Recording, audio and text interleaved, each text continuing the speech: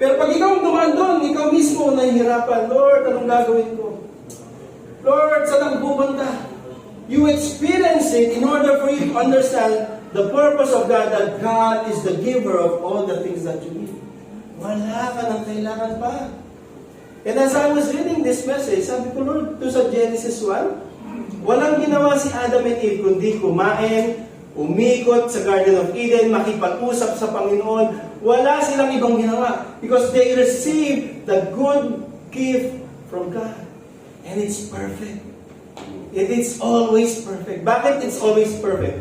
Because of this one, the truth number 3. God never changed.